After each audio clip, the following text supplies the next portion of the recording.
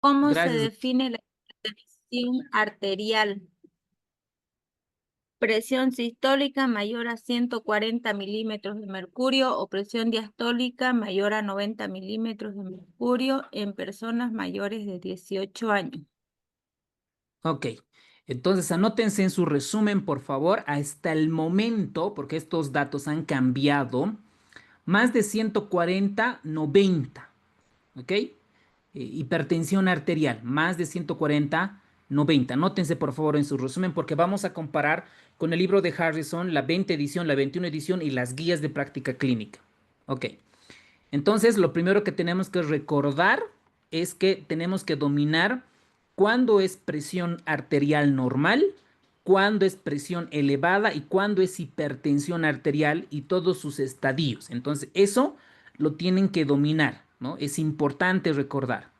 Siguiente pregunta, ¿algún otro doctor, doctora? La pregunta y la respuesta. Vamos. Doctor, buenas noches. Buenas noches, En doctorita, caso, dale. en caso de que la presión arterial no responda al tratamiento farmacológico, se debe agregar un segundo agente antihipertensivo al tratamiento. Ok. Siguiente concepto, lo que tenemos que repasar es cómo es el manejo o cómo es la gestión en pacientes que no respondan al tratamiento farmacológico. ¿Ok?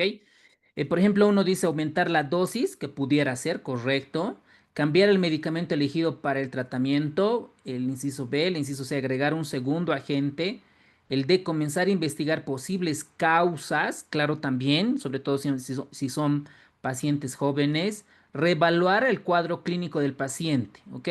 Entonces, esta pregunta medio que pudiera tener dos o tres respuestas.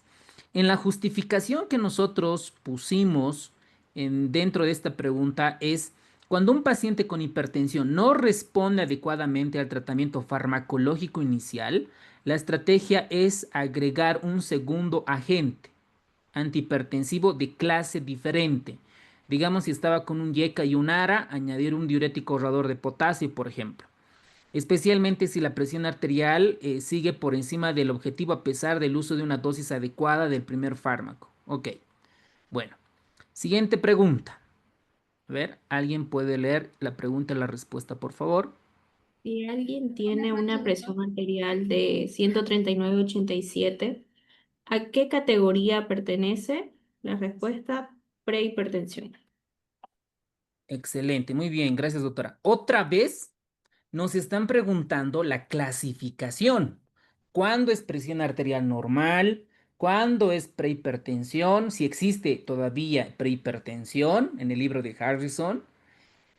¿Cuándo es presión alta, hipertensión arterial y sus estadios? Entonces, otra vez, de diferente manera, ha estado entrando como pregunta similar los estadios, ¿ok? Entonces, eso tenemos que dominar a la perfección.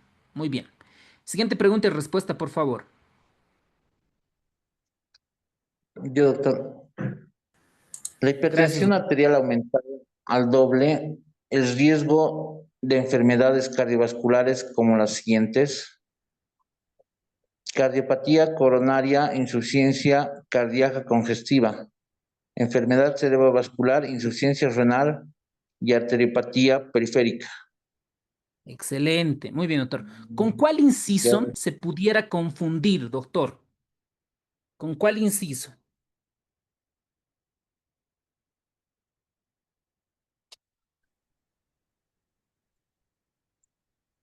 A ver, Mm, si nosotros analizamos el inciso A, ¿no? Sí tiene cardiopatía coronaria, sí es un bueno, factor de riesgo de ajá. hipertensión. En su falla cardíaca, por supuesto. Enfermedad cerebrovascular también.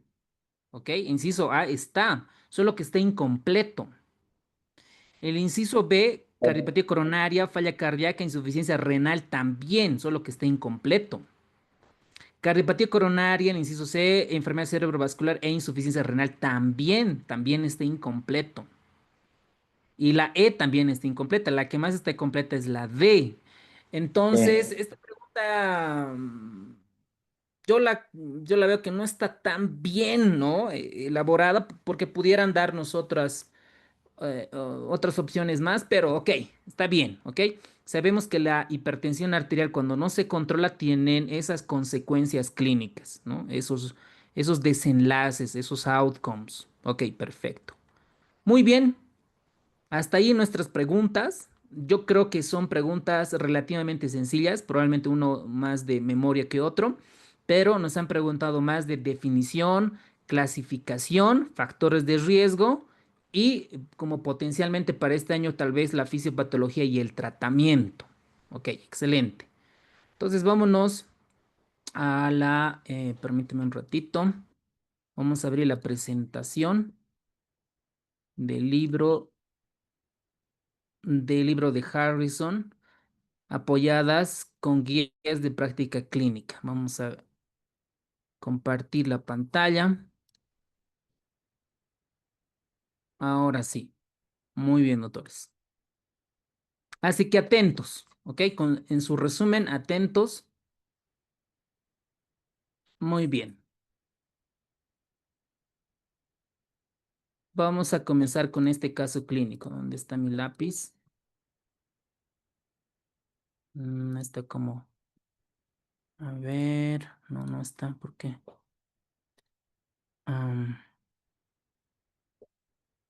Ya. Más que todo, o sea, el objetivo es que no solamente es que yo repita lo del libro, sino es que comencemos a analizar cada concepto fisiopatológico. Vamos a comenzar con esto para llamarles la atención.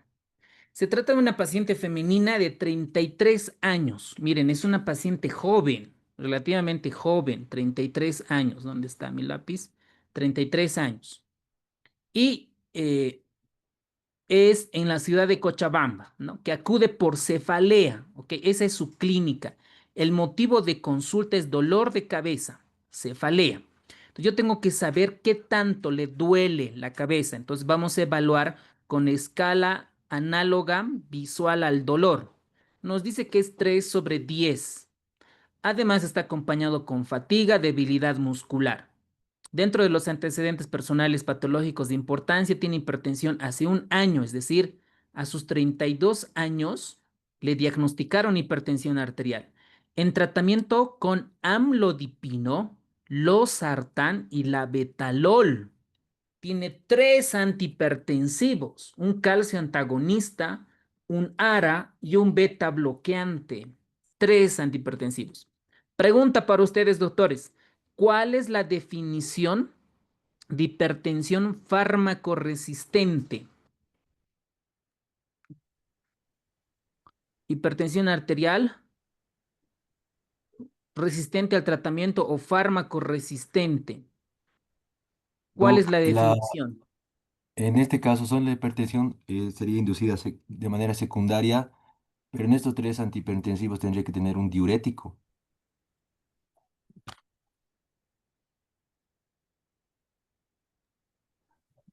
Ok, Doctor, excelente. ¿Otro comentario?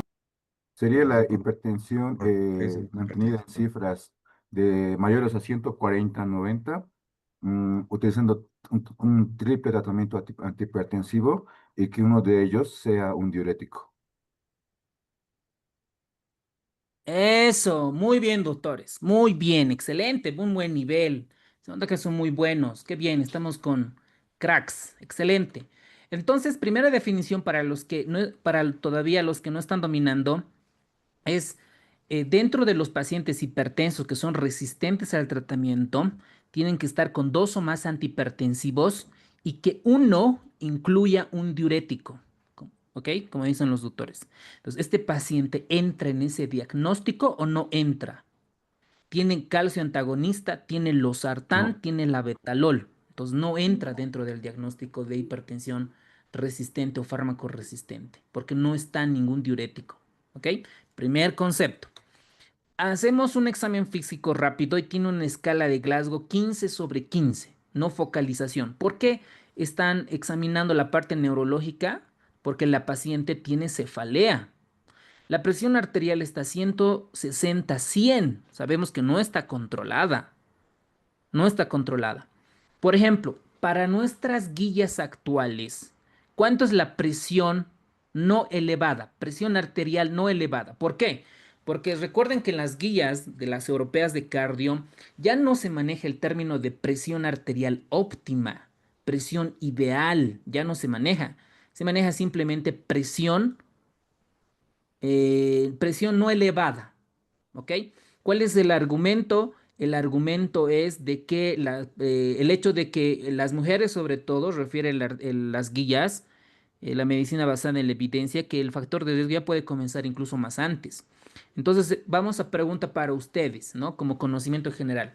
¿Cuándo es una presión antiguamente llamada óptima y actualmente presión no elevada? ¿Cuánto más o menos le dices a tu paciente, esta presión tiene que tener usted, sin comorbilidad? ¿Cuánto es la presión arterial normal o no elevada? ¿Menos de cuánto? Menos 120, 120, 80. Menos Ya, 120. ok. Antes se decía eso, 120-80.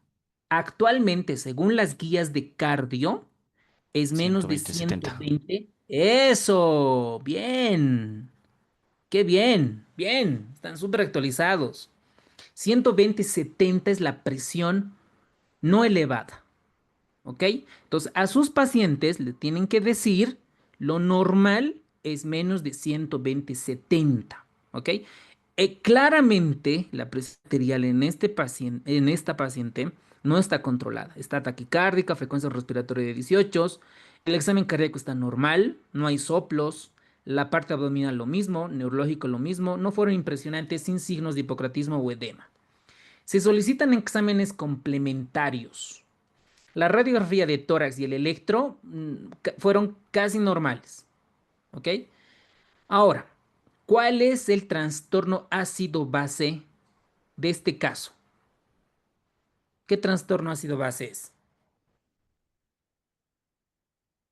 ¿Cómo está el pH? El pH normal es de 7.38 a 7.42. Si disminuye el pH, es acidosis. Si aumenta el pH, es alcalosis. Entonces, tiene un pH de 7.45. Doctores, ¿qué es? ¿Neutro, acidosis o alcalosis? Alcalosis. Eso, listo, muy bien. Ya tenemos el nombre. Metabólica. Alcalosis, ¿no ven? Ahora, el bicarbonato, lo normal debería estar en 24 más o menos, ¿no? Más o menos el bicarbonato debería estar en 24. Si aumenta el bicarbonato, entonces sería alcalosis metabólica porque está 36. ¿Están de acuerdo? Está elevado. Entonces, este trastorno ácido-base es una alcalosis metabólica. ¿Todos de acuerdo? ¿Alguien tiene alguna objeción? Ok. Entonces, tiene alcalosis metabólica y tiene hipocalemia. Tiene hipocalemia. ¿Ok? Entonces, ya vamos a ir viendo cuál es la causa de esto, qué causas pudiéramos tener. La orina tiene 42 mil equivalentes de potasio, ¿ok? No, está en orina 42 mil equivalentes, potasio está 23, el cloro 51, esto debe ser el sodio. Sodio de 42, potasio de 23, cloro de 51, y miren, tiene una osmolaridad de 209. Entonces ustedes ya se están dando cuenta si está normal o anormal. Entonces, ¿cuál es la función de la aldosterona? ¿No? Aquí vamos a ver qué tiene que ver la aldosterona. La aldosterona normalmente en el riñón, en nuestros riñones, en tu riñón o el riñón de tu paciente, tiene la función de jalar sodio y excretar potasio e hidrogeniones. ¿Ok? Repitan ustedes, ¿cuál es la función de la aldosterona? Absorber el sodio y excretar potasio e hidrogeniones. Eso, muy bien, doctorita. Esa es la función de la aldosterona, ¿verdad? Entonces, si esta aldosterona hiperfunciona, lo voy a hacer de color verde, si hiperfunciona la aldosterona, voy a absorber mucho sodio, mucho sodio. Entonces, ¿qué voy a tener? Hipernatremia. Y voy a excretar mucho potasio, por la hiperfunción de la aldosterona. ¿ok? Entonces voy a tener el paciente hipocalemia, ¿ok? Porque está perdiendo por la orina mucha cantidad de potasio. Si estoy perdiendo mucha cantidad de hidrogenión, voy a tener acidosis, ¿no? Además, ¿no? Si estoy perdiendo muchos hidrogeniones. Además, dentro de estos están alterados con el bicarbonato, ¿no? Voy a tener alteración en el bicarbonato. Y esta reabsorción de bicarbonato puede aumentar los niveles séricos y generarnos alcalosis, ¿ok? Alcalosis en este caso metabólica. Entonces, en este caso, el paciente podemos sospechar que tiene hipocalemia, ¿ok? Con un sodio normal, pero esto, potasio, sabemos que no es normal, tiene 2.7, tiene hipocalemia. Por lo tanto, es correcto que en este caso clínico hayan pedido la aldosterona y la renina, en los cuales reportaron 97 y 0,19 respectivamente, y el nivel de cortisol fue 11.7. Entonces, se hace una relación entre los niveles de aldosterona y renina, fueron de 510 nanogramos decilitro. ¿Qué nos vamos a ir a entender? Que la causa, en este caso, de la paciente pudiera tener una hipertensión arterial secundario a algo. Una gran sospecha es que pudiera tener elevada la función de la aldosterona. ¿Están de acuerdo? Puede tener hiperfunción de la aldosterona. Entonces, lo que tenemos que repasar es cuál es el porcentaje de hipertensión arterial esencial, cuáles son las causas de hipertensión arterial secundaria, cómo se clasifica. Esto es clave. Nos han preguntado muchas veces similarmente. ¿Cómo se denomina? ¿Por qué se denomina el asesino silencioso? ¿Cuál es el manejo farmacológico? ¿Cuáles son los efectos adversos de los antihipertensivos? ¿Y cuál es el diagnóstico y el tratamiento del caso clínico? Ok, ahí vamos en base al libro de Harrison. ¿Qué significa hipertensión arterial? Significa cuando la presión dentro del vaso sanguíneo es con la que la sangre empuja contra las paredes de las arterias, más de lo normal. Miren, afecta a más de 1.000 millones de personas en el mundo. Entonces, imaginan las empresas farmacéuticas con estas personas que tienen que fabricar antihipertensivos, cuánto de dinero mueven, la parte económica, y es responsable de 9.4 millones de muertes por año. La hipertensión mata, por eso se la denomina el asesino silencioso, ¿no? Probablemente ustedes han visto pacientes, tienen pacientes con hipertensión arterial sistémica y muchas veces no deben de cumplir el tratamiento porque no les duele nada, están oligosintomáticos. Muchas de estas muertes son por complicaciones de la hipertensión, no solita como tal de la hipertensión, sino por las complicaciones que va dejando. Y vuelvo a repetir, si tú a tu paciente le muestras un video o no sé, alguna imagen de una hemorragia intracerebral, de un infarto de miocardio, de una fibrilación auricular, de un pacientes que están en hemodiálisis, probablemente pudieran tomar conciencia. Y ustedes saben que los pacientes a veces son un poco disciplinados, ¿no? En cuanto al tratamiento.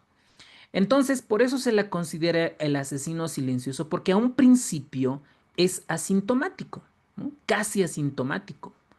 Entonces, ¿por qué es peligroso la hipertensión arterial? ¿Por qué? ¿Por qué es peligroso? Esto es lo que les decimos a nuestros pacientes. Porque si tú tienes la presión alta elevada, duplica el riesgo de sufrir enfermedades. ¿Y qué enfermedades ocasiona o genera la hipertensión arterial? Cardiopatía isquémica, toda la anterior semana que vimos, falla cardíaca, enfermedad cerebrovascular, las embolias, enfermedad renal y la enfermedad arterial periférica. Entonces, yo no quería repetir lo mismo, ¿no? Por ejemplo, esta pregunta, este concepto, ya ha sido preguntado, ¿ok? Entonces, de memoria lo tienen que dominar. La hipertensión duplica el riesgo de qué enfermedades, doctores. Alguien que active su micrófono, por favor. Yo, doctor. Vamos, doctorita. De cardiopatía coronaria, ¿Ya? insuficiencia cardíaca congestiva, enfermedad ¿Ya? cerebrovascular, insuficiencia renal crónica y arteriopatía periférica, porque afecta a los neuronas. Eso, muy bien. Muy bien, doctores. ¿Qué más podemos aumentar al libro de Harrison, doctores? ¿Qué más le aumentamos? ¿Qué más ocasiona la hipertensión arterial? Ya, yo voy a ver por una. Una es la fibrilación auricular. Otra, ustedes, doctores, ¿qué han leído? ¿Qué dice Farreras? ¿Qué dicen los artículos que Retinopatía. han leído? ¿Perdón? Retinopatía hipertensiva. Eso, muy bien. Retinopatía hipertensiva, daño a los ojos. ¿Qué más? ¿Qué más le podemos aumentar acá? Enfermedades vasculorrenales. Vasculorenales, ok, ok, perfecto, está dentro de enfermedad renal, vasculorenal, muy bien, doctor. Enfermedades vasculorenales, muy bien. A ver, una, la aterosclerosis, acelera la aterosclerosis, ok. Otra, que ustedes más hayan leído, hayan investigado. Aneurismas.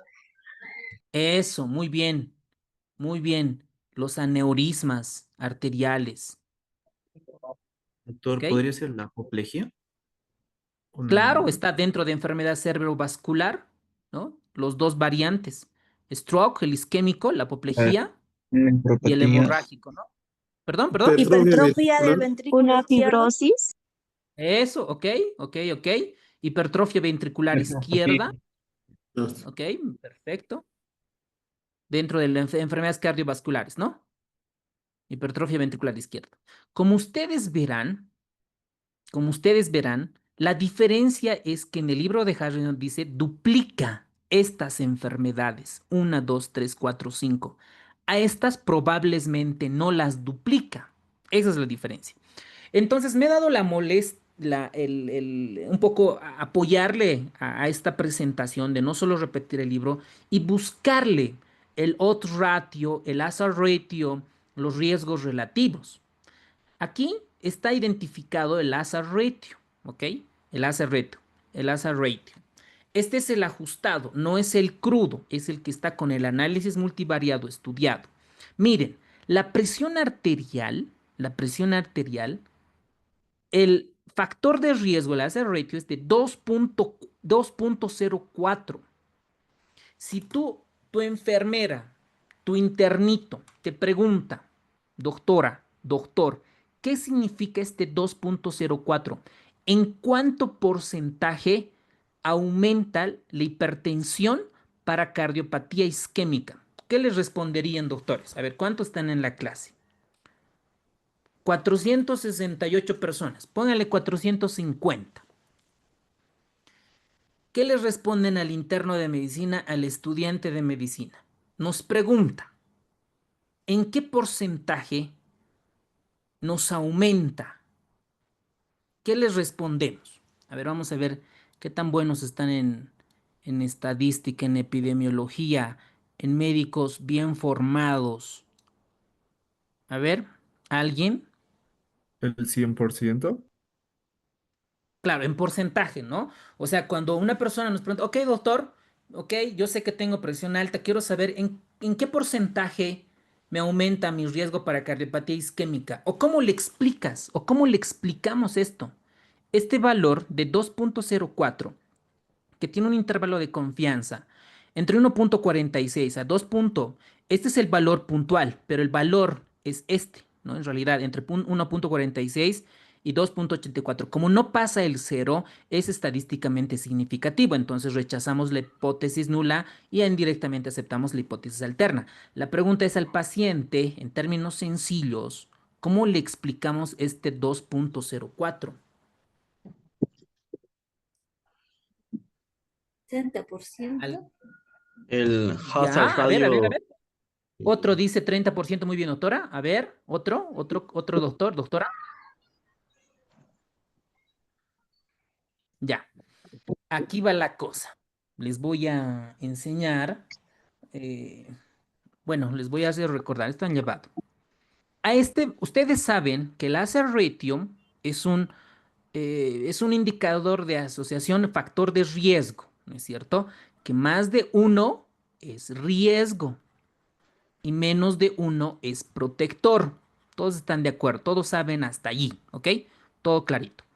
Entonces, este 2.04 menos uno, ¿cuánto es? Agarra su calculadora, ¿cuánto le sale? A ver, vamos a ver. 2.04 menos uno, ¿cuánto le salió? 0.96. No, 2.04 menos uno. 1.04. 1. Eso, 1.04. Por 100, porcentaje, ¿cuánto le sale? 104. Eso, 104. doctorita. Esa es la respuesta. 104%. ¿Ok? El factor, o sea, la probabilidad de que tu paciente, de que nuestros pacientes, solo de tener hipertensión, la probabilidad de que tenga cardiopatía isquémica es del 104%, es decir, el doble. A ver, ¿alguien tiene su micrófono activo? A ver, los vamos a sacar, ¿ya? Los vamos a sacar y vamos a anular el enlace. Listo. Doctora, mil disculpas, ¿lo puede explicar de nuevo? Claro que sí, claro que sí. Ok. Entonces, ok.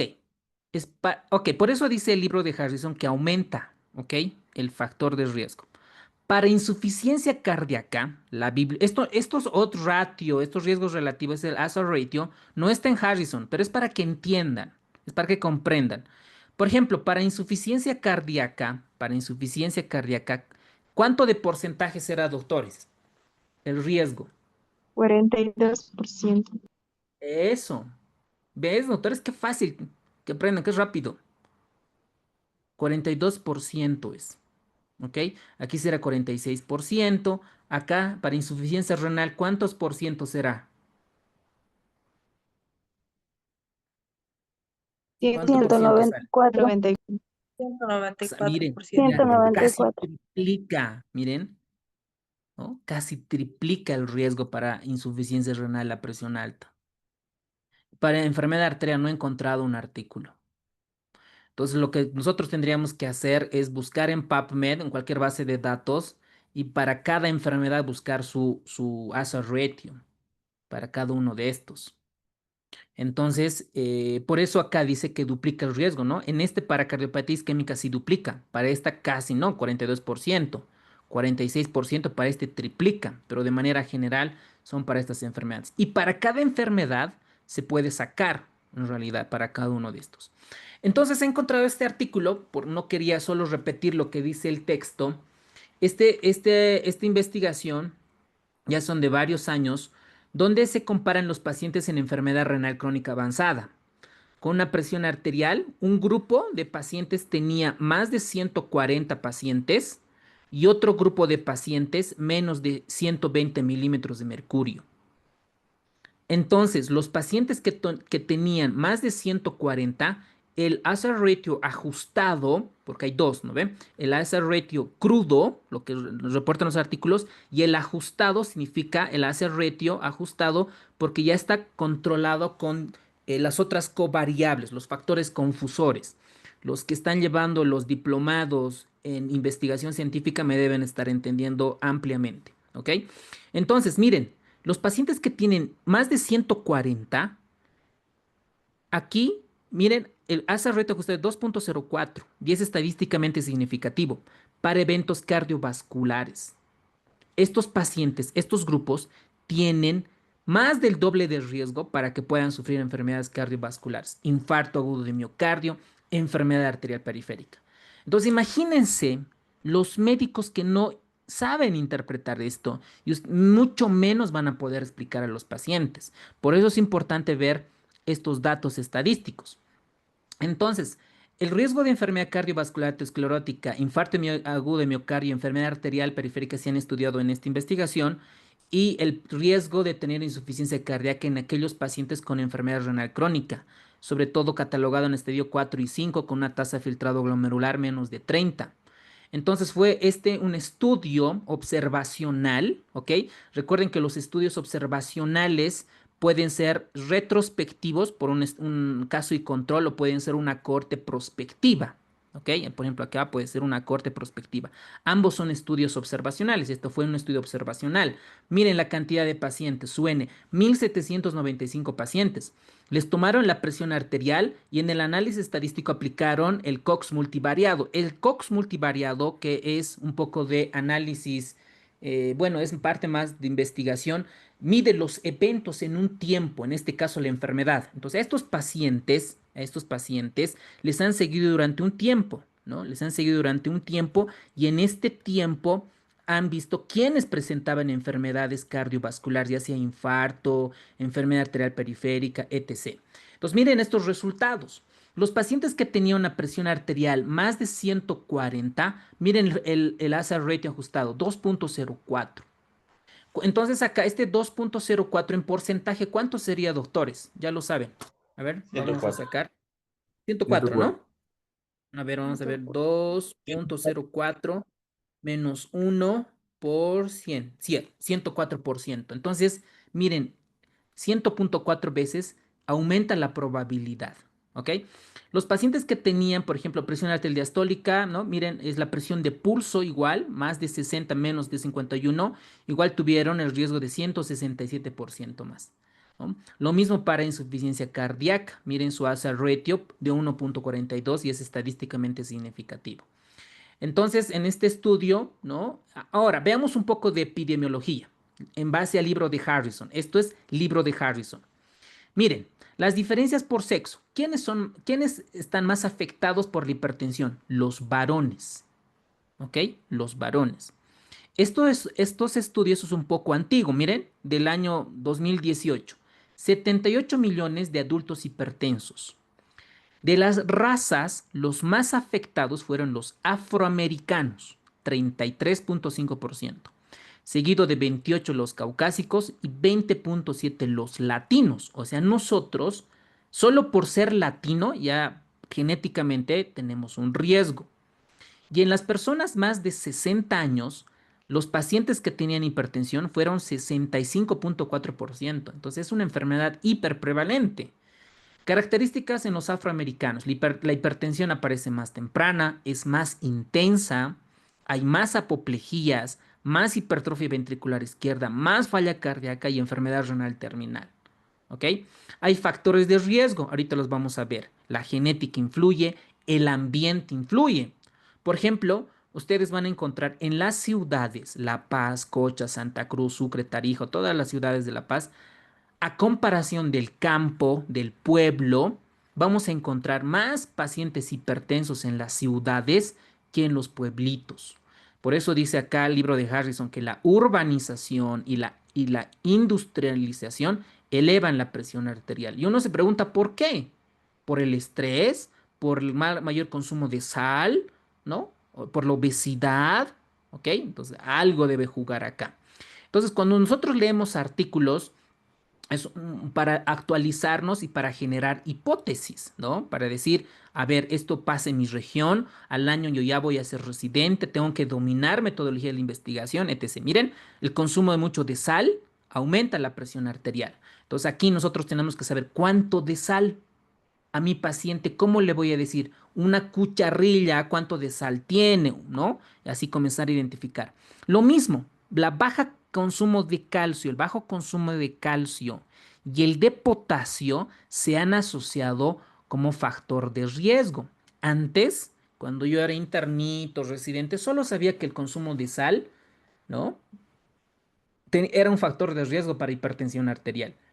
Ahora se sabe que la disminución del consumo de calcio y de potasio también aumenta el riesgo. Y la relación de sodio y potasio en orina es un mejor indicador para medirlos por separado. También se lo ha involucrado al alcohol, al estrés psicosocial, a la inactividad física como factores contribuyentes a la hipertensión arterial. Miren, esta imagen me parece alucinante donde compara, es un estudio, miren, desde el año 2000, desde el año 99 incluso, hasta el año 2018. ¿Cuántos años son acá? 18, casi 19 años, ¿no? De seguimiento. A ver, ¿quién hace un estudio de semejante importancia? 19 años de estudio de seguimiento. Y miren acá, en este tipo de pacientes, el periodo de supervivencia en estos casos. ¿Qué han mostrado? ¿No? Esto es un estudio desde el 99.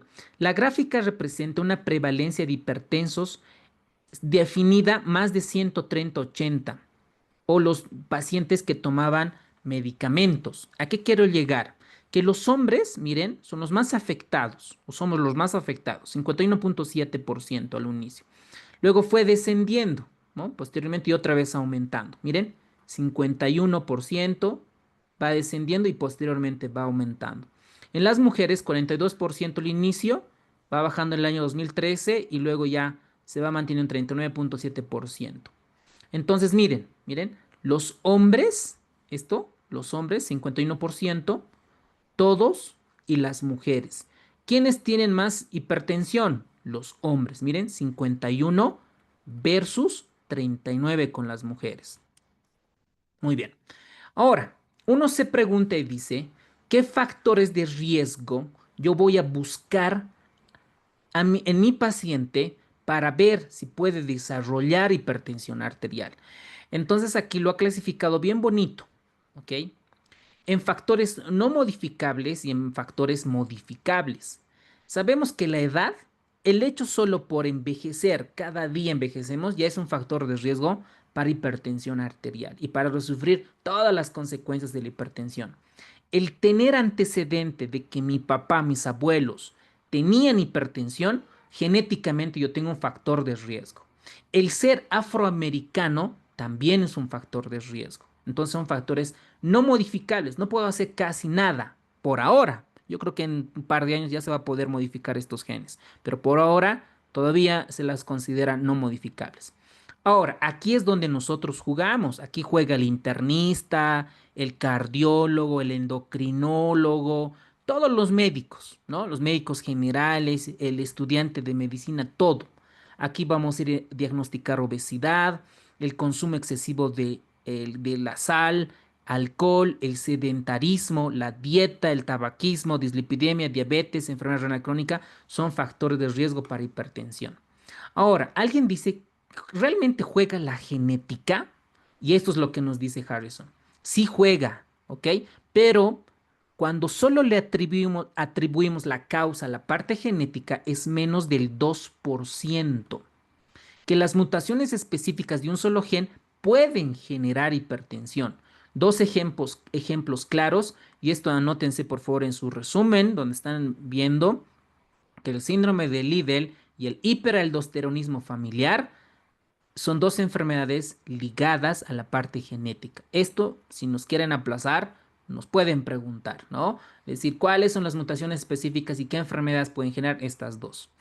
Ahora, se sabe que la hipertensión arterial tiene un componente poligénico, es decir, que en la mayoría de las personas, más del 98%, la hipertensión es poligénica, es decir, que depende de muchos genes pequeñitos. Y estos genes se pueden activar por la dieta, por la obesidad, por inactividad física, por el estrés. No actúan solos, es decir, que hay un componente epigenético importante. Y se ha demostrado, y el libro de Harrison lo menciona claramente, que los estudios a gran escala se han identificado 20 mutaciones raras, 10 polimorfismos genéticos, y muchos de estos polimorfismos afectan todo lo que es la regulación de la presión arterial. Lo que no dice es qué tipo de genes, ¿ok? Habla de locus, de loci, etcétera. Eso tal vez los más prevalentes pudieran ser preguntados. Bueno. Luego también tenemos que los estudios familiares estiman que la heredabilidad de hipertensión más o menos juega un rol del 30 al 40%. Esto, para los que van a postular a la residencia que solo tienen un solo puesto, estos datos tienen que memorizar a la fuerza, ¿ok? Porque te estás jugando en un solo puesto. También el libro de Harrison nos comenta que la epigenética juega un rol importante porque estos pueden activar y desactivar la expresión genética dentro de nuestro material genético, ya sea por metilación del ADN, modificación de histonas, por la dieta, el estrés, exposición a tóxicos, pueden activar y desactivar genes que están involucrados en la regulación de la presión arterial. ¿Ok? Muy bien, doctores. Hasta ahí todo claro. ¿Ok? Entonces, la presión arterial sí mata, ¿no? A un principio no da síntomas, pero ya luego nos truena, ¿no? Nos da riesgo para cada uno de estos. Ahora, vamos un poco a la fisiopatología. Esto, entienden la fisiopatología de la presión arterial, les va a ayudar a los emergenciólogos, anestesiólogos, intensivistas, internistas, todo lo que tenga que ver con la presión arterial. Esto es la base, las bases. Entonces, la presión arterial tiene dos determinantes, depende de dos variables importantes. Depende del corazón, que es el gasto cardíaco, y depende de la resistencia periférica. ¿Ok? Dos cositas, gasto cardíaco y la resistencia vascular periférica. De eso depende la presión arterial. Si se modifica el gasto cardíaco, voy a hacer de otro color. Si disminuye el gasto cardíaco, disminuye la presión arterial. Si disminuye la resistencia vascular periférica o sistémica, disminuye la presión arterial. Y al revés, si aumenta el gasto cardíaco, aumenta la presión arterial.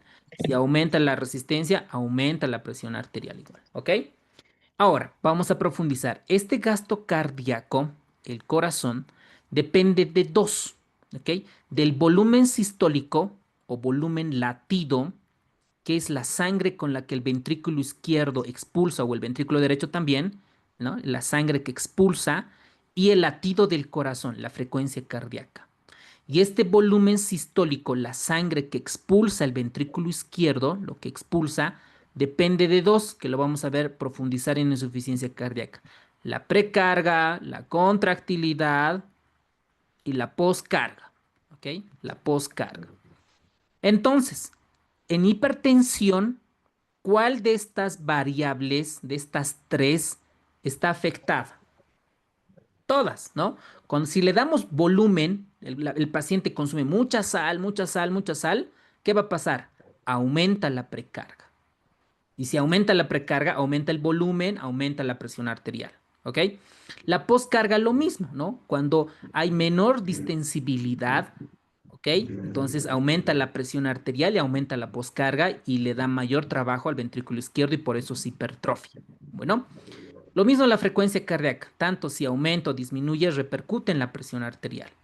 La resistencia vascular periférica tiene dos componentes, la estructura como tal, ¿okay? La estructura y la función vascular a través de mediadores como el óxido nítrico, la prostaglandina y otros. Cuando el vaso sanguíneo, cuando nosotros envejecemos, porque nunca más vamos a ser joven, ¿verdad? ¿Están de acuerdo? Nunca más vamos a ser más joven de lo que hoy somos. Entonces, cuando está la aterosclerosis, esta pierde la distensibilidad. Si pierde la distensibilidad, aumenta la resistencia y aumenta la presión arterial. Lo mismo, si hay un daño endotelial, hay alteración de la síntesis de óxido nítrico, prostaglandina y otras sustancias vasodilatadoras, también repercute en la resistencia y repercute en la presión arterial. En resumen, ustedes, ¿de qué depende la presión arterial? ¿Cuáles son los determinantes? Pueden activar su micrófono. El gasto Del gasto cardíaco cardíaco y la resistencia Cardíaco y de periférica. la En resistencia este caso, el periférica. gasto cardíaco de volumen sistólico y frecuencia cardíaca y la resistencia periférica, estructura vascular y función vascular. ¿Y el volumen sistólico, volumen latido, de qué depende? De la de la contractilidad De del la miocárdio contractilidad, la contractilidad y la precarga y la poscarga. poscarga. Excelente, doctores. Muy bien. Perfecto. Con eso ya estamos hechos. Ahora, vamos a preguntarnos, ¿cómo la presión arterial se eleva? ¿De qué depende? ¿De qué mecanismos depende? Ahí tienen los incisos. Puede elevarse porque aumenta el volumen vascular. Por ejemplo, un paciente enfermo renal crónico, a veces al final no llega a tener diuresis. Al no tener diuresis, aumenta el volumen, aumenta la presión arterial y la presión arterial sabemos que lo truena al corazón, lo truena al cerebro, lo truena al riñón y otros. ¿Ok? Una persona que consume mucha sal, lo mismo, aumenta el volumen, aumenta la presión arterial, lo lastima a su corazón, lo lastima a su riñón, a su cerebro, pero no se da de cuenta, no sabe que lo está arruinando porque no le da síntomas. ¿Ok? Lo mismo el sistema nervioso simpático. Cuando una persona está en mucho estrés, trabajo, ¿ok? Aumenta la frecuencia cardíaca y por ende aumenta la presión arterial. Por eso actualmente en tratamiento no farmacológico, en la meditación, el mindfulness, la relajación, etcétera, juega su rol. Antes yo no la tomaba en cuenta. O sea, para serles sinceros, decían cualquier cosa, la meditación, la relajación, cualquier cosa, ¿no? Pero ahora se ha demostrado que sí disminuye la presión arterial y que puede ser más efectiva que un tratamiento farmacológico, y eso lo vamos a ver en artículos. Esta semana, mañana voy a investigar y les voy a presentar en el PowerPoint, ¿ok? Lo mismo el sistema renina-angiotensina-aldosterona. Si hay aumento de la función de la renina, aumento de la función de la angiotensina 2, sobre todo de la aldosterona, cualquiera de estos tres va a aumentar la presión arterial. Tumor que sintetice renina, tumor que sintetice angiotensina 2. Tumor que sintetice aldosterona, como parece ser nuestro caso clínico. Los cambios vasculares, el envejecimiento hace que se eleve la arterial. Mecanismos inmunitarios, inflamación y el estrés oxidativo. ¿Ok? Entonces, atentos, doctores, de todo esto, en las siguientes diapositivas tenemos preguntas. ¿Ok? Entonces, espero que ahorita estén con el libro de Harrison, con su resumen, con otros libros para poder responder. Miren, el riñón, ¿quién regula el volumen intravascular? Muchos órganos, pero hay uno clave, que es el riñón. ¿Ok? Por eso es importante que ustedes a sus pacientes refieran que tienen que tomar líquidos, porque es uno de los factores que protege al riñón. El riñón es el que regula el sodio y el agua. Cuando la ingesta de cloruro de sodio excede la capacidad renal para excretar el sodio, es decir, el riñón dice, no, ya no puedo, por favor, ya no me den sodio, porque ya no lo puedo eliminar por natriuresis, no lo puedo eliminar, ¿qué va a pasar? Va a aumentar el volumen. ¿Por qué? Porque el sodio es un osmolito activo, porque jala agua por un mecanismo de ósmosis, ¿no? Jala agua, entonces aumenta el volumen. Eso aumenta el gasto cardíaco. Y esto activa la regulación vascular, elevando la resistencia periférica. Si el riñón no puede eliminar el sodio, ¿ok? Porque hay un exceso de mineralocorticoides y hiperactividad simpática, por ende aumenta la presión arterial. Por eso sabemos que los pacientes con enfermedad renal, la diálisis puede controlar el volumen y por lo tanto reducir la presión arterial. ¿Ok? Entonces aquí, importante cloruro de sodio. Nosotros tenemos que saber en base a la guía cuánto tiene que consumir el paciente sin hipertensión y el paciente que tiene presión arterial elevada, que les vamos a comentar. Otra forma de elevar la presión arterial es estimular el sistema nervioso autónomo. Y el sistema nervioso autónomo tiene varios receptores. Lo que van a memorizar son los siguientes. Los receptores alfa son activados por la nora y los receptores beta por la adrena. Esto tienen que dominar, doctores. Cada receptor, ¿qué función tiene? ¿Ok? Lo van a volver a repetir luego. El alfa 1 es vasoconstrictor y reabsorbe sodio, estimula la reabsorción de sodio. El alfa 2 tiene una retroalimentación negativa.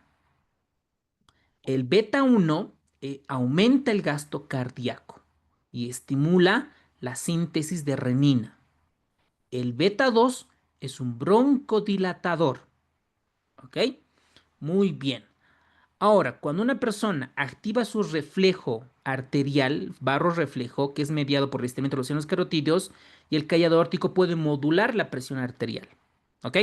Muy bien, doctores. Entonces, ¿Cuál es la función del alfa 1, alfa 2, beta 1 y beta 2? Pueden activar su micrófono. El alfa 1 es vasoconstrictor, doctor. ¿Ya? Y reabsorbe sodio. Ya, excelente. ¿El alfa 2? Inhibe bueno, hace una inhibición presináptica y principalmente tiene una retroalimentación negativa. Muy bien. ¿Beta 1?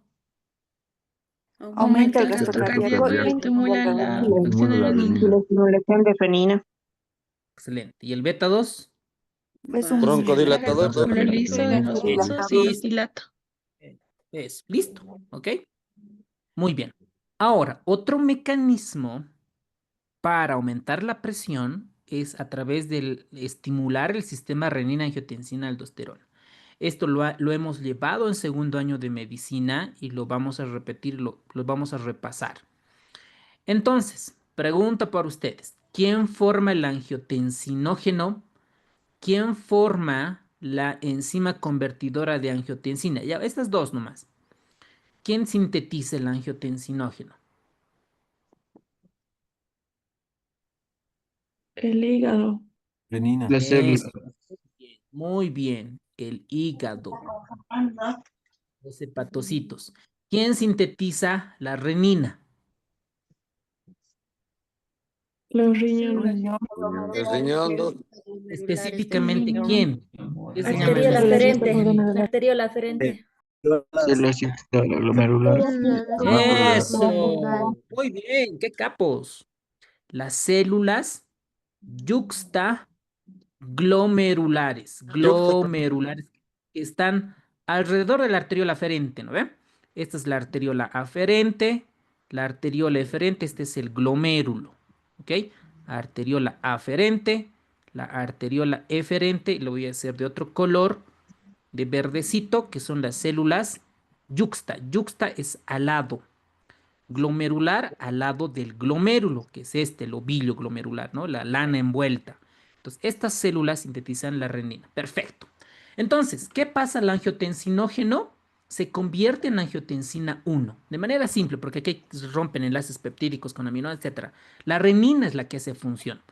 Dice, ven angiotensinógeno, la convierte en angiotensina. La angiotensina 1 a través de la cininasa 2 o la enzima convertidora de angiotensina la convierte en angiotensina 2. ¿Ok? La angiotensina 2 tiene dos funciones.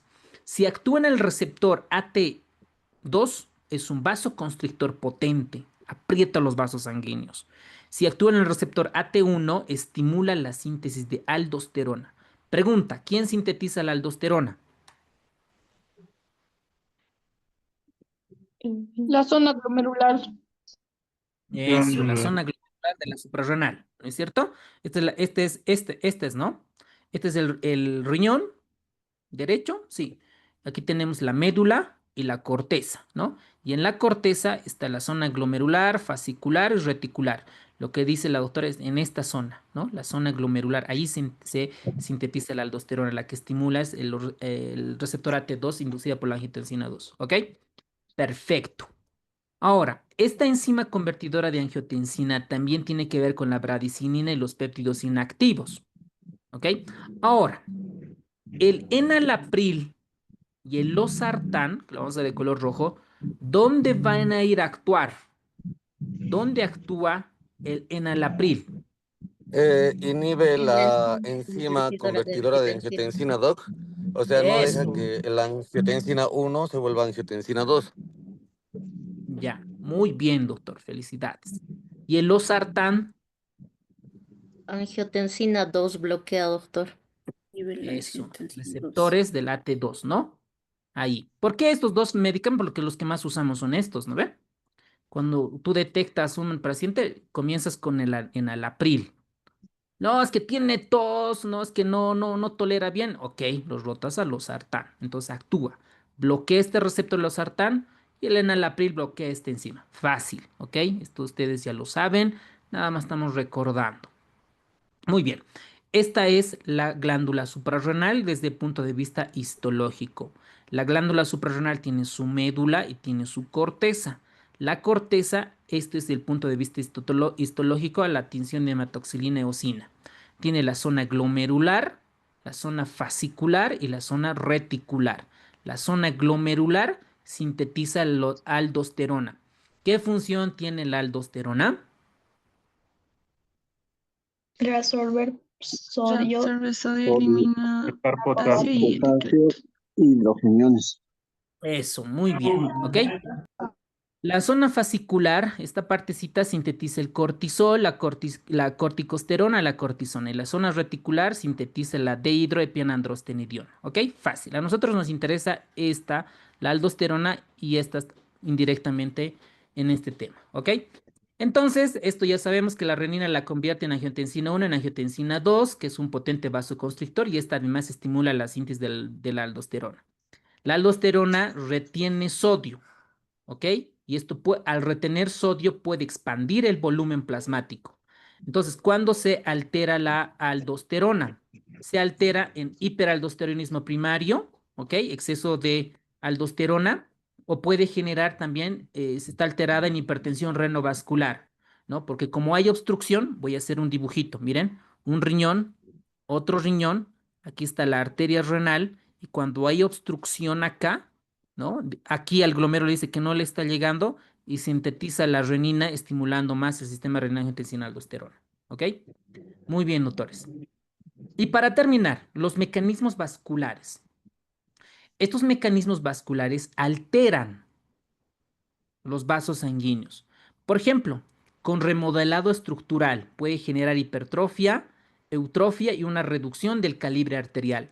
Entonces, una arteria que teníamos ahí en vasodilatación, ¿no? Pierde este mecanismo de remodelado estructural. Hay aumento de la rigidez, aumenta las ondas de pulso y aumenta la presión diferencial o la presión de pulso. También se han identificado alteraciones iónicas. ¿En qué canales? En las bombas de sodio hidrogenión y en las bombas de sodio calcio. Y existe disfunción endotelial, disminuye el óxido nítrico, aumenta la endotelina y obviamente aumenta la presión arterial porque la endotelina es un vasoconstrictor. Entonces, como ustedes verán, varios mecanismos pueden elevar la presión arterial. Y por último, se han descrito mecanismos inmunitarios, inflamación y tensión oxidativa que pueden hacer que aumente la presión arterial. Por ejemplo, el ingreso de cloruro de sodio, angiotensina 2, genera daño vascular y esto genera radicales libres. Y los radicales libres generan daño endotelial. Y recuerden que en cardiopatía isquémica vimos que si cuando se daña el endotelio puede generar ciertas patologías. Por lo tanto, existe menos vasodilatación, mayor rigidez vascular, menos distensibilidad. Y esto se han observado en hipertensos resistentes, sobre todo en preeclampsia, rechazos de injertos renales. ¿Ok? Muy bien, doctores, esos son los mecanismos. Ahora es su turno de participar con las preguntas. Entonces, 20 segundos para que respondan. Pueden hacerlo en el chat, por favor. Con hipertensión resistente al tratamiento tiene hipopotasemia y alcalosis metabólica. ¿Cuál es el mecanismo más probable?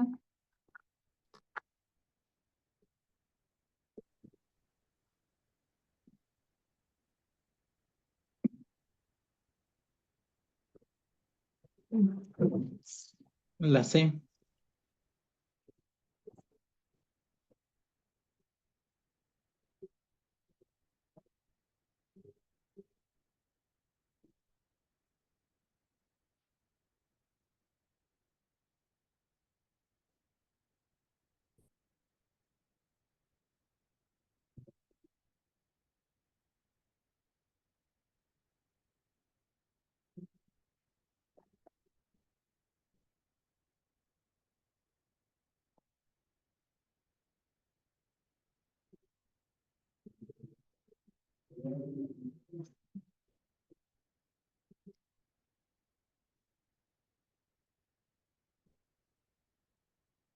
¿Qué documento?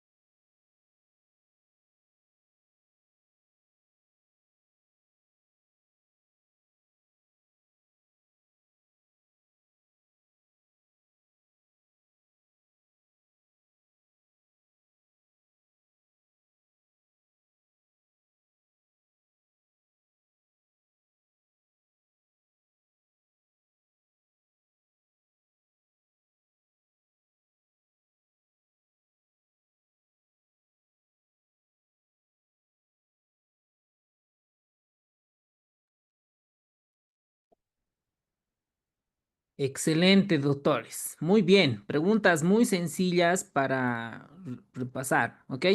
Tengo, ahorita en Zoom me está lanzando mensajes que hay varios códigos repetidos. Por ejemplo, 102. ¿Quién es el real, Reina o Vania?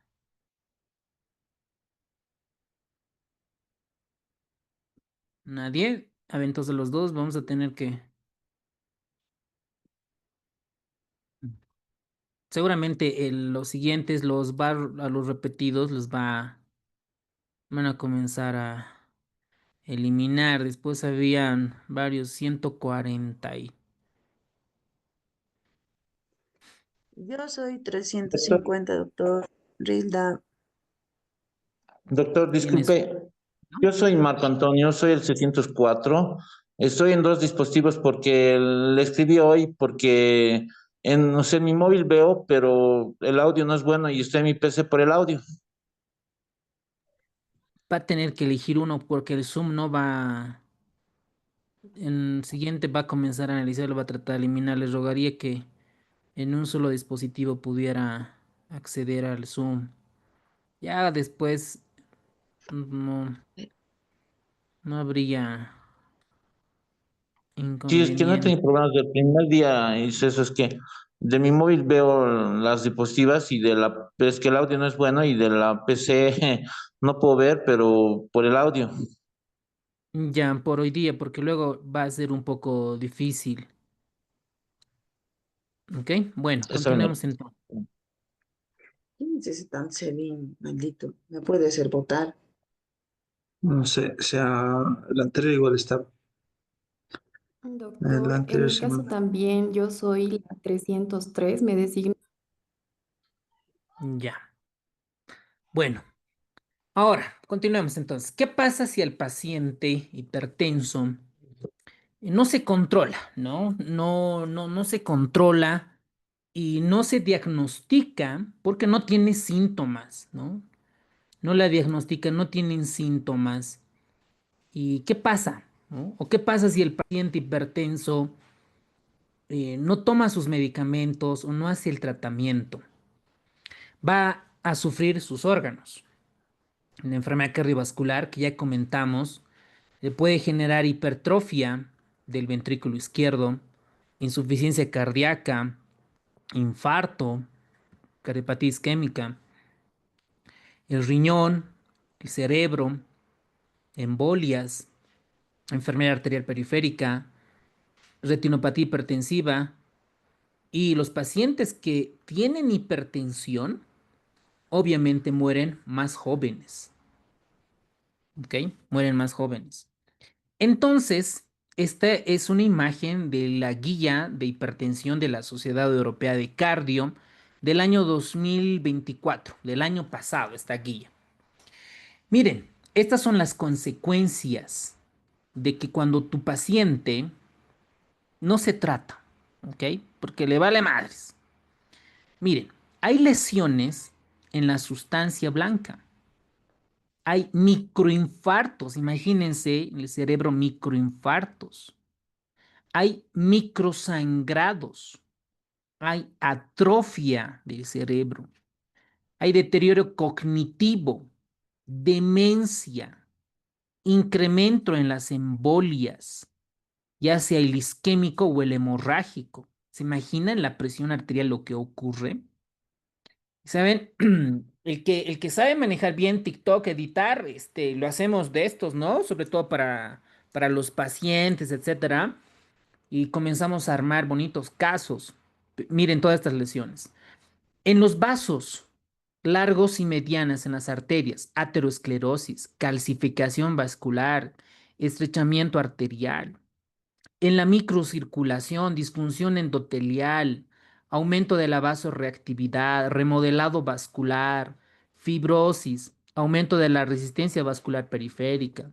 En el riñón, hipertensión glomerular, glomeruloesclerosis, se cicatriza el riñón.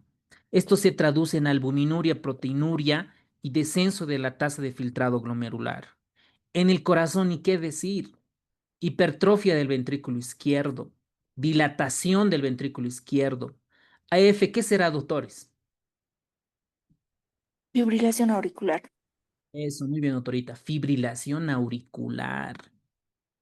Cardiopatía obstructiva, no obstructiva, infarto, falla cardíaca, ya sea diastólica o sistólica. Y lo que ustedes decían, ¿no? A nivel del ojo, remodelado microvascular y retinopatía hipertensiva. Esta imagen, pucha, yo quisiera que en todos los centros estén en grande, ¿no? Porque se supone que nosotros como médicos también hacemos medicina preventiva. Entonces aquí están los neurólogos, los cirujanos vasculares, endocrinólogos, nefrólogos, cardiólogos, oftalmólogos. Entonces, un paciente que tiene hipertensión, que tienes, digamos, diagnosticas, ¿no? Un paciente, lo tienes que mandar con todas estas especialidades, ¿ok? Muy bien. Ahora, este artículo me ha parecido brutal, ¿no?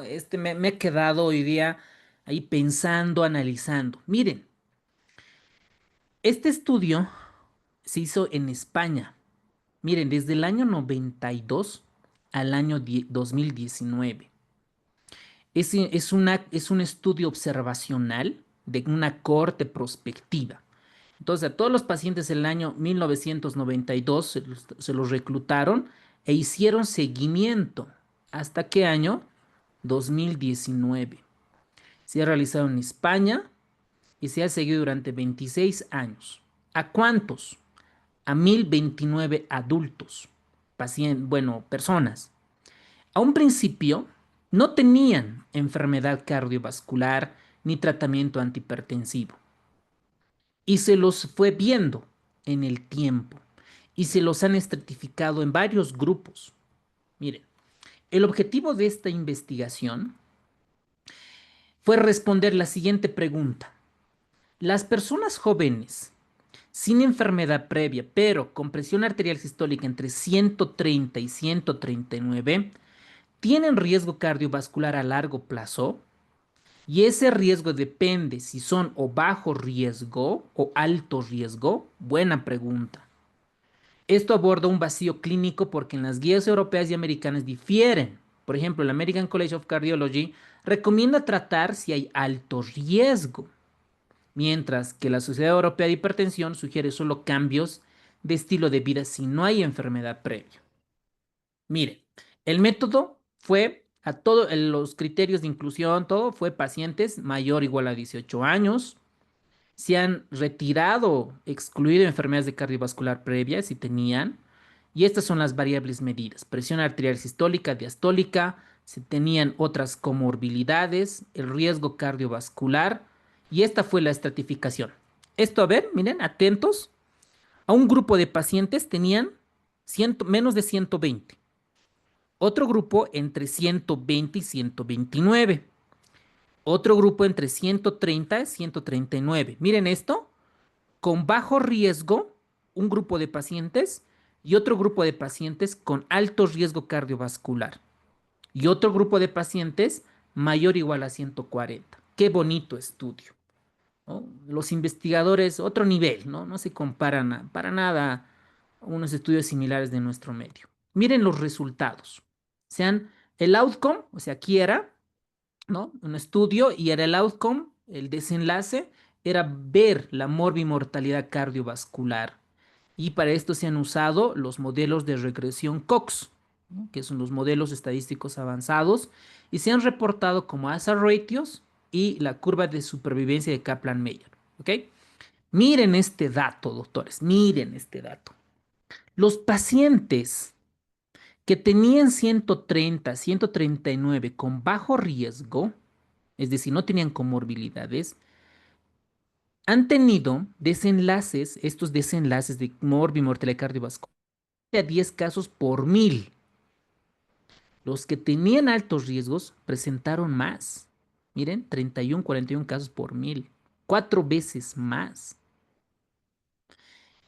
Y los que tenían presión arterial más de 140, 21 a 29 casos más. Pregunta.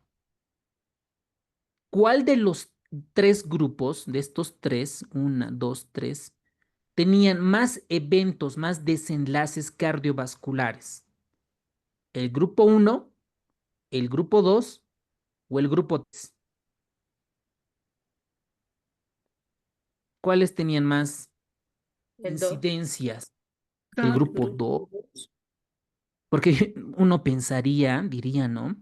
Los que tienen mayor presión arterial tienen más casos, pero en este estudio, miren, los que tenían 130 a 139, pero tienen alto riesgo cardiovascular, sufren más eventos cardiovasculares. Esta es la incidencia cruda. Ahora veamos al hazard ratio ajustado en el análisis multivariable. Los que tenían esta presión arterial, miren su hazard ratio, 1.65.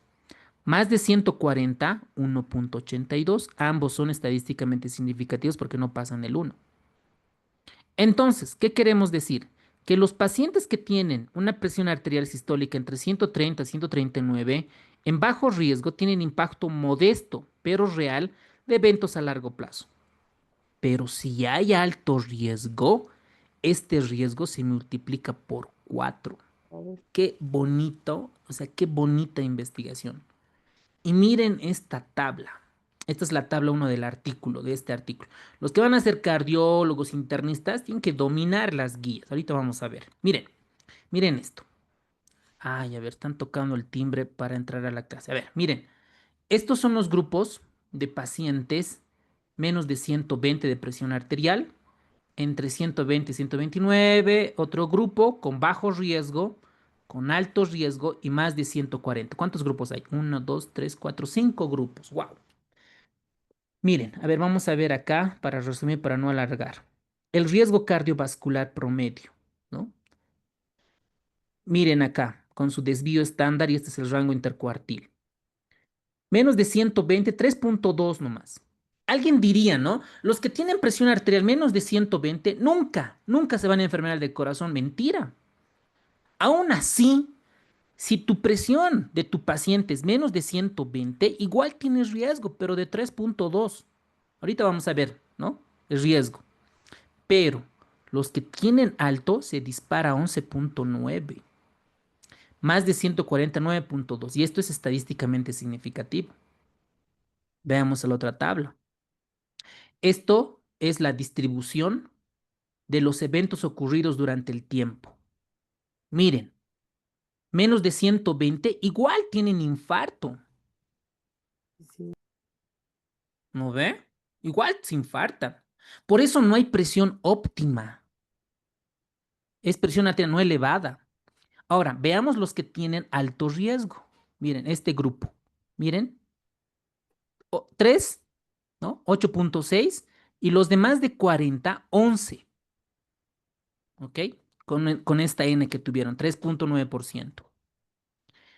Lo mismo, a ver, vamos a analizar este grupo de alto riesgo que el que más. Mira, angina, 1, stroke, 2, falla cardíaca, 5 y otros tipos de eventos. Tienen. A los que tienen más de 140 se eleva la enfermedad cardiovascular. Miren, se eleva. Pero los que tienen presión arterial menos de 120 igual presentan eventos cardiovasculares. No es una garantía y es estadísticamente significativa. Y los mismos eventos igual. Qué bonito estudio. Miren, esta es la imagen, la de supervivencia. Los que tienen presión alta viven menos. Claramente se muestra en esta tabla de supervivencia.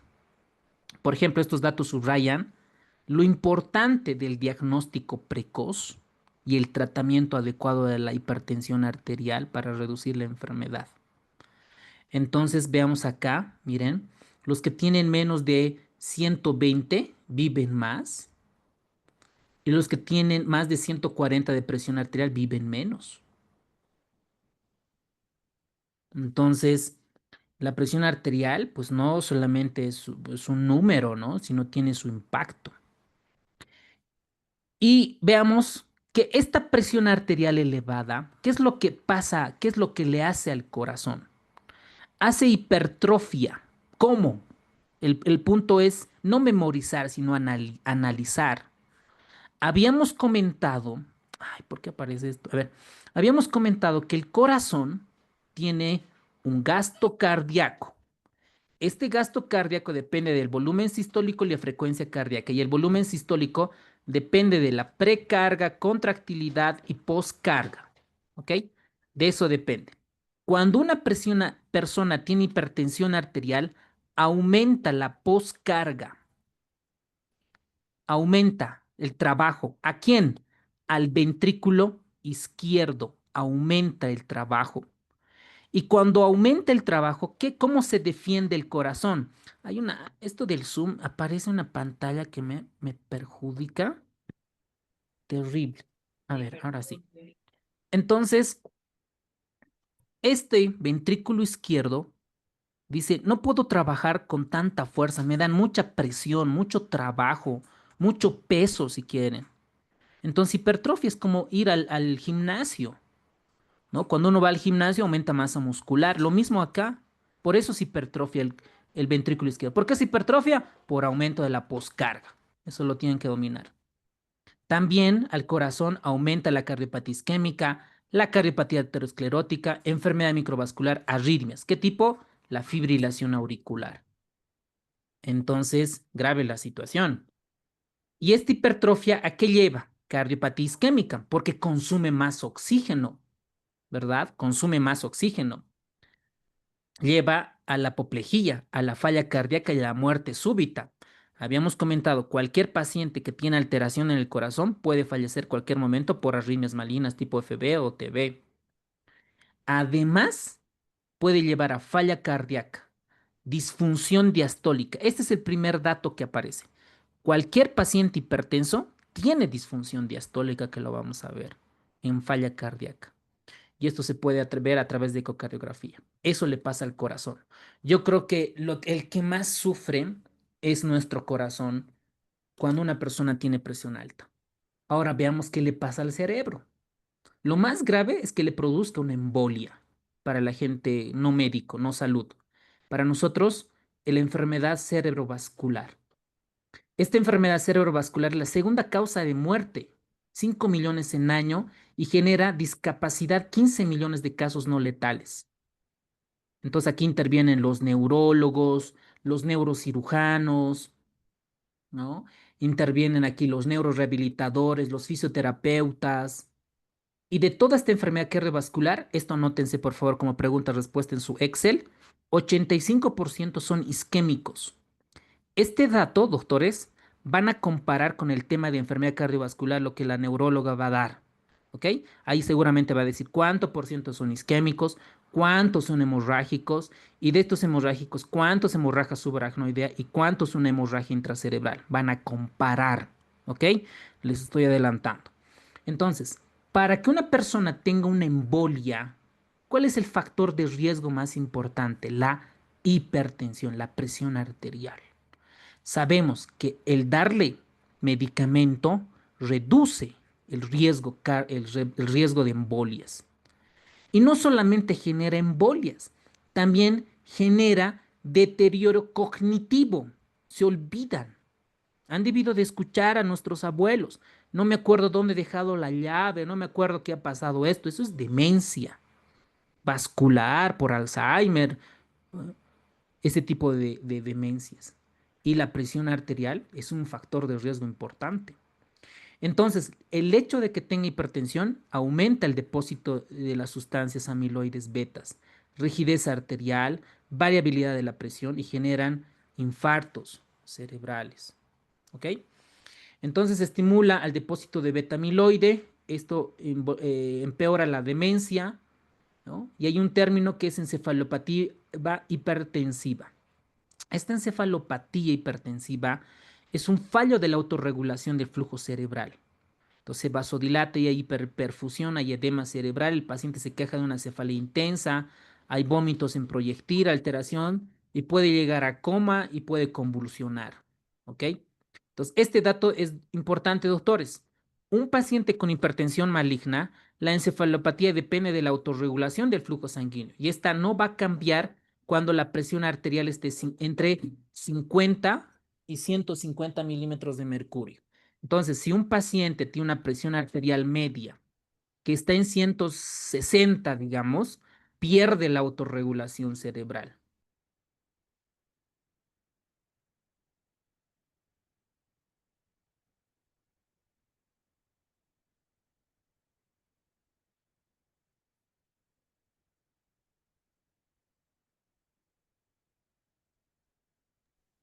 Muy bien.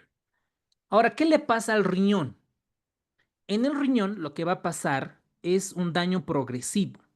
Lo que más sucede es este fenómeno denominado glomeruloesclerosis. En otras palabras, se cicatriza el riñón. Entonces esto genera isquemia glomerular, posglomerular. A un principio hay hiperfiltración, luego se cicatriza, luego hay atrofia tubular y puede generar la hipertensión maligna. Y esto es una pregunta en el simulacro de examen. ¿Cuál es la característica de la hipertensión maligna? Es una necrosis fibrinoide de la arteriola aferente. Entonces, de esta arteriola aferente, en esta parte hay una necrosis fibrinoide. Y como afecta la necrosis fibrinoide, disminuye el flujo sanguíneo y puede generar necrosis focal glomerular. Esa es la característica de la hipertensión maligna. ¿Y cómo podemos saber que el riñón se está dañando? Porque puede existir macroalbuminuria y microalbuminuria. ¿Cuándo es macroalbuminuria? Cuando está más de 300 miligramos de albúmina en orina. Y la micro entre 30 a 300 miligramos. ¿Ok? Ahora, también la presión arterial afecta a las arterias periféricas. Entonces se vuelve más rígida, menos distensible. Y esto genera la enfermedad arterial periférica. ¿Cómo diagnostico? Con este índice. El índice tobillo-brazo menos de 90 confirma la enfermedad arterial periférica y eso nos dice que está más del 50% con estenosis arterial. ¿Ok? Y el paciente, si tiene arteriopatía periférica, ¿cómo se queja? ¿Cómo viene a la consulta? ¿De qué se queja?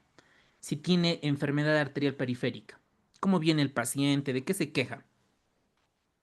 Que tiene Pueden frío activar los su... pies o debilidad. Ya, ya, tiene, a ver, Claudicación. eso, doctorita, claudicación intermitente. Dice, doctora, doctor, cuando yo camino 2 cuadras, 3 cuadras, comienzo a cojear. Ya no puedo caminar. Entonces eso es claudicar, cojear. Y es intermitente. Pero descanso, doctor, y puedo volver a caminar. Mis pies funcionan normal. Pero camino 3 cuadras y ya no puedo caminar. Siento que ya no tiene fuerza mis pies. Entonces, nos están diciendo que pudiera tener enfermedad arterial periférica y tenemos que hacer este índice tobillo-brazo para confirmar. ¿Ok? Entonces, por eso el paciente viene con claudicación intermitente. Y eso hay que hacer los estudios de ecodoppler, mandarlo a cirugía vascular si necesita algún otro tipo de tratamiento quirúrgico o vasodilatador. ¿Ok? Muy bien, doctores. Pregunta para ustedes. 20 segundos. Pueden contestar en el chat.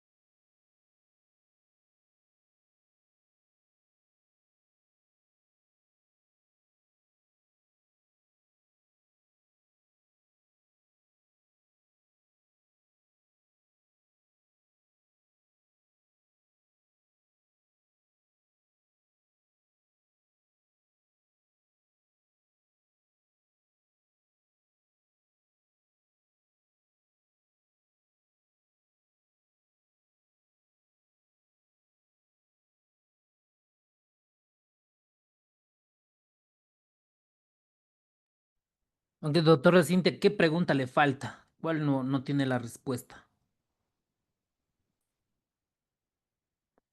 A ver, ¿qué fenómeno protege al cerebro manteniendo el flujo sanguíneo constante pese a los cambios? Hemos dicho que está en un intervalo, ¿no? Que es la autorregulación cerebral. ¿Y cuáles son los valores de autorregulación cerebral, doctores? Pueden activar su 50, micrófono si quieren. 150. 50, Eso, bien. 150. Muy bien. Este dato, sé que nos vamos a olvidar, ¿no? Nos vamos a olvidar para febrero.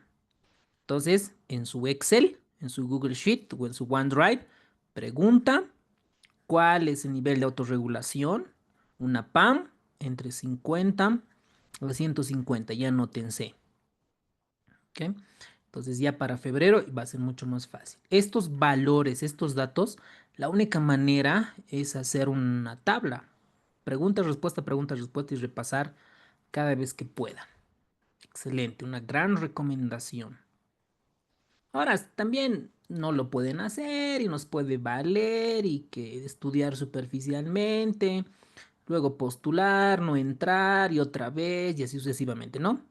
Tú eliges. Muy bien. ¿Cuál es el síntoma cardinal de la encefalopatía hipertensiva?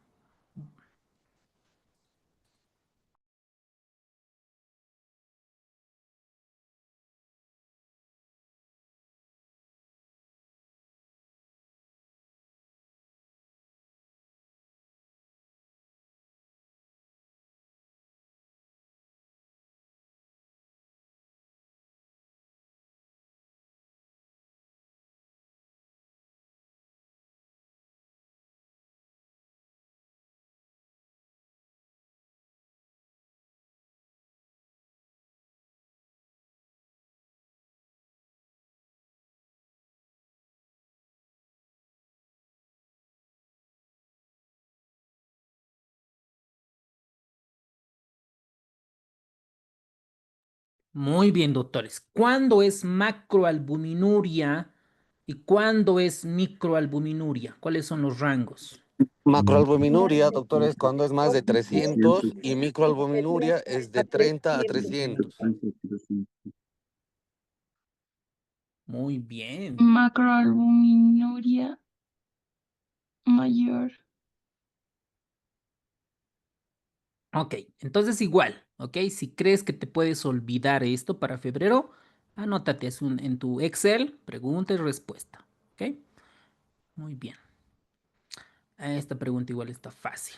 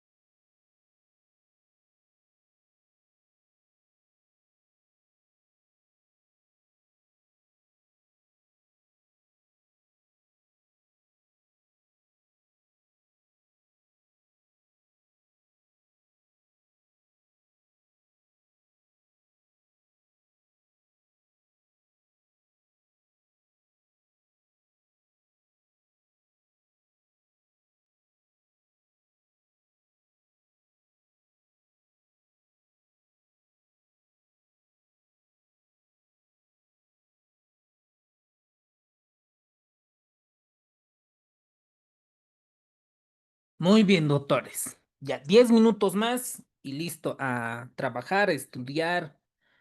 Muy bien. Ok. Definición de qué es hipertensión según el libro de Harrison. ¿Ok? Porque también me ha dado ahí investigado, a modo también de actualizarse, ¿no? En base a las guías. ¿Qué dice el libro de Harrison? Desde el punto de vista epidemiológico, dice, no hay un umbral exacto que define hipertensión. De acuerdo. Porque habíamos visto en ese estudio grande que pacientes que tenían una presión arterial menos de 120 igual podían infartarse, tenían un desenlace cardiovascular, ¿están de acuerdo? ¿No? No hay una presión exacta, dice. Totalmente de acuerdo con el maestro, con todos los autores del libro de Harrison. El riesgo cardiovascular aumenta de manera continua desde cifras tan bajas como 115/75. Y alguien se preguntará y dirá, pero entonces, ¿por qué no deberíamos definir menos de 115/75? Pues claro, para esto se necesitan investigaciones. Y miren este dato. Cada aumento de 20 milímetros de mercurio de la sistólica de la diastólica 10 duplica el riesgo cardiovascular. Ya lo hemos visto en porcentajes incluso. Entonces hay varios estudios que demuestran acá, ¿no? Que los varones, ¿no? Que hay una relación graduada entre la presión arterial y la mortalidad. Cuanto más presión, menos vive el paciente. Y la definición clínica práctica, dice, se define como nivel de presión donde el tratamiento reduce la morbilidad y mortalidad y es necesario mayor o igual a 2 mediciones en 2 visitas. Eso dice Harrison, ¿ok? Ese dato es para el examen, para el examen. Ahora, esta es la clasificación que nos da el libro de Harrison. ¿De qué año es? Miren, desde el año 2018. La guía que les voy a presentar es del 2024, la de cardio, la europea. Pero esto para el examen, nada más para el examen. Normal, menos de 120/80 para el examen. Presión elevada, ¿ok? 120/39 y 80. E hipertensión, etapa 1, etapa 2. Eso lo tienen que considerar. Esto es en realidad el libro de Harrison de la 20 edición. Esta, 20 edición. Y esta es de la 21 edición. A ver, vean, doctores, ¿cambia o es lo mismo? Les voy a mostrar primero antes de la 20 edición. ¿Ok? 120/80. Aquí este 80 Sí, se cambió. mantiene. 20/89, etapa 1. Y más de 140/90 mayor o igual a 140 mayor o igual a 90. Esto es la 20 edición. Esto está en la 21 edición. ¿Cambia o no cambia? El elevado, Sí. doctor. Ya lo está tomando desde la etapa 1 de este 130, en cambio que en el otro lo tomaba desde 139. Exacto. Muy bien. Entonces, en su resumen, pueden anotar los dos. Si en la bibliografía en julio, agosto, septiembre sale qué edición vamos a tomar, si van a dar el examen de la 20 edición, pues hacemos caso a la 20. Y si nos dice de la 21, que es lo más probable, tomamos este dato, ¿ok? Esos dos les quería ver porque hay diferencias en estas cuestiones. Y cada vez que yo vea diferencias o ustedes vean diferencias, pues la presentamos, ¿ok? Nos anotamos en nuestro resumen como tal. Entonces sí hay diferencias, ¿ok? Muy bien. Ahora, miren esta imagen, doctores. Cuando una persona normal se acuesta, duerme, descansa, entra en un sueño REM, la presión arterial disminuye. Disminuye normalmente, fisiológicamente. Entonces esto es paciente Viper, ¿ok? Disminuye la presión arterial. Ahora hay pacientes o personas, ¿no? Usuarios, como que a los que estudian auditoría y les encanta decir usuarios, ¿no ves? Son usuarios, no bajan la presión arterial, ¿no? Son los no dippers. Y hay gente, personas, que en vez de disminuir la presión, aumenta la presión. Entonces tenemos riser, no dipper, el dipper y el dipper extremo, ¿no? Dependiendo de los porcentajes. ¿Esto está en el libro de Harrison? No, pero es para que ustedes vean. Y la pregunta es, ¿cómo podemos diagnosticar a estos casos? Alguien dirá, haremos un mapa, una presión arterial ambulatoria continua. ¿Ok? ¿Qué pasa en los niños y adolescentes? ¿Qué pasa? A ver, ¿dónde está? Es que el Zoom me tapa la pantalla y no me deja verla. Ahí está. En los niños y en los adolescentes, para definir hipertensión es mayor o igual a mayor del percentil 95, tanto para la edad, el sexo y la talla. Mayor de 95, perdón, el percentil. Esto incluso para cardiopedia, ¿no ve? Para pediatría. Y prehipertensión es en un percentil entre 90 y 95. Ahora, el mapa ha jugado un rol importante para pacientes con hipertensión. Este mapa es un dispositivo, ¿no?, que está conectado al brazo del paciente y hace lecturas de presión arterial cada 15 a 30 minutos y en la noche cada 15 o 60 minutos de presión arterial y por lo tanto hace un esquema, ¿no? Por ejemplo, a las 12 de la noche, a la 1, a las 2 de la mañana disminuye, 3 disminuye, 4 disminuye, 5 disminuye, 6 de la mañana, 7 ya aumenta la presión, 8 de la mañana, 9 de la mañana, 10 de la mañana, 11, 12 y así. Entonces te da un registro cómo se va comportando la presión arterial, el mapa. ¿Quiénes son los expertos los que deberían realizar esto? Pues los cardios. ¿Ok? La importancia de cifras nocturnas, este dato anótense, tiene que disminuir la presión arterial entre un 10 y un 20%. Y los que no disminuyen son los famosos no dippers. Los que no, e incluso los pacientes que no disminuyen se han asociado en velocidad, mayor rapidez de consecuencias de la hipertensión arterial. Y tenemos dos, hipertensión de bata blanca y la hipertensión enmascarada. La hipertensión de bata blanca es cuando el paciente tiene registros de presión arterial elevada en el consultorio, pero va a su casa, a su trabajo, está normal la presión arterial. Mientras que la enmascarada en el consultorio está normal y cuando sale del consultorio médico su presión arterial está elevada. Entonces, ¿cuál es peorcito? Esta, la enmascarada, porque aumenta el doble de riesgo de enfermedad cardiovascular. Entonces, la de bata blanca se estima del 10 al 20% de prevalencia de casos nuevos y antiguos y la enmascarada entre 10 al 30%. Entonces, ya saben qué es hipertensión de bata blanca e hipertensión enmascarada. ¿Alguien de ustedes puede repetir, por favor, ya para terminar? ¿Qué es hipertensión de bata blanca y qué es la hipertensión enmascarada? La hipertensión de bata blanca es aquella que presenta, bueno, el paciente presenta valores elevados dentro del consultorio, pero presiones normales afuera de consultorio. Y bueno, la presión enmascarada es al revés, en consultorio presenta valores normales, pero afuera de consultorio presenta valores elevados. ¿Cuál es peor? Enmascarado. La enmascarada. Eso, ¿eh? Porque la de bata blanca tiene un pronóstico similar a la de los normotensos. Excelente. Muy bien, doctorita. Hasta ahí es el libro de Harrison, ¿ok? Con eso hemos terminado la clase. Ahora, en 2 minutitos, estas las guías de hipertensión. Son como 117 páginas, creo. Pero voy a destacar ciertos puntos, ¿ok? Vamos a ver. Vamos a ver, este es el link. Les voy a pasar allí. A ver, vamos a poner al link.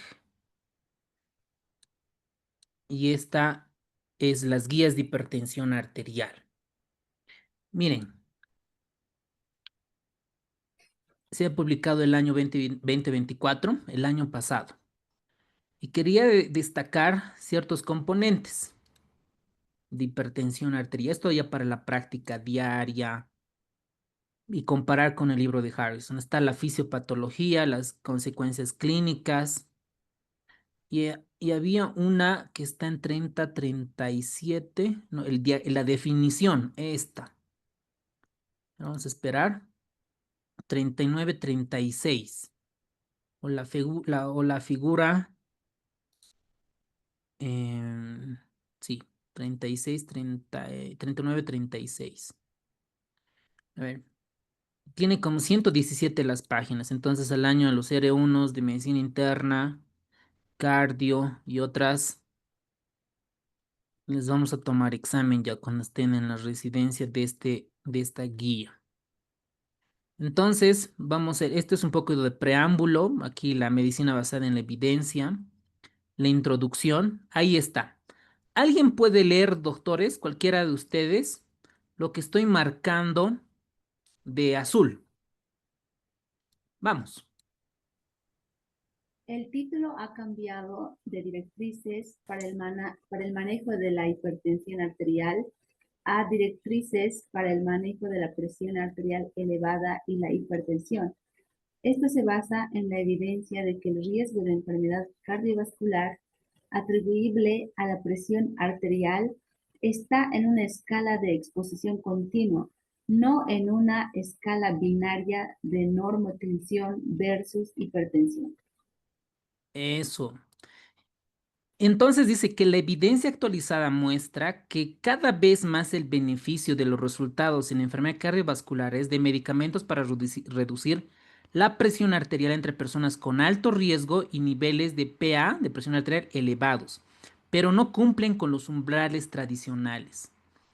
¿Ok? El término arterial se elimina, dice, porque hipertensión arterial también puede ocurrir en las arterias pulmonares y este no es un enfoque en esta guía.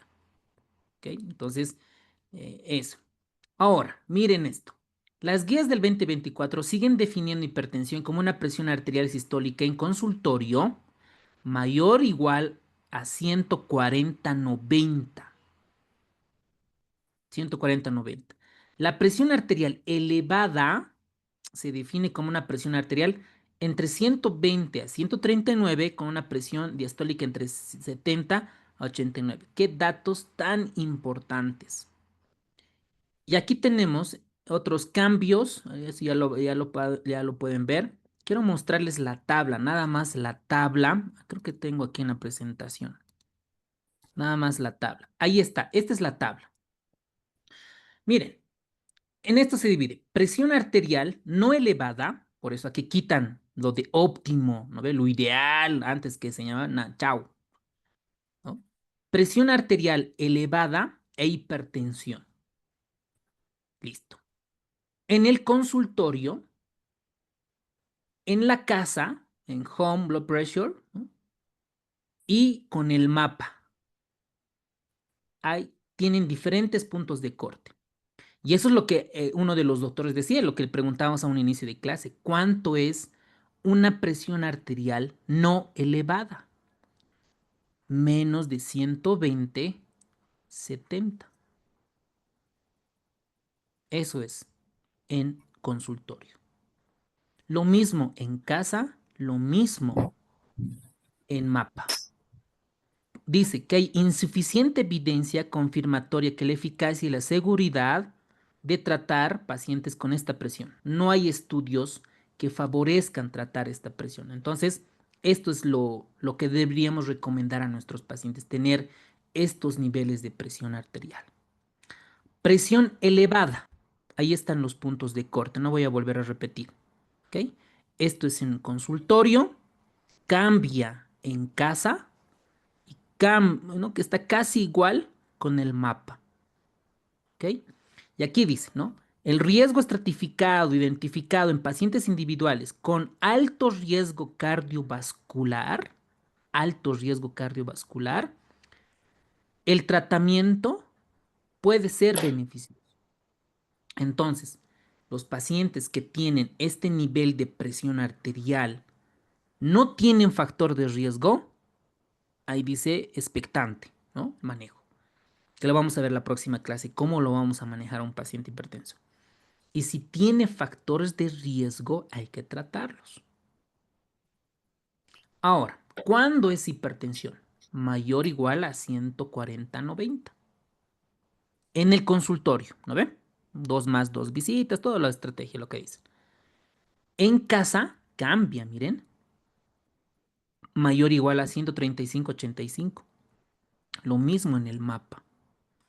Y aquí dice claramente, el riesgo cardiovascular es alto. Y acá sí o sí necesita tratamiento farmacológico. Y eso es lo que vamos a ver la próxima clase. Cómo vamos a tratar, cuáles son los efectos adversos, etc. ¿Ok?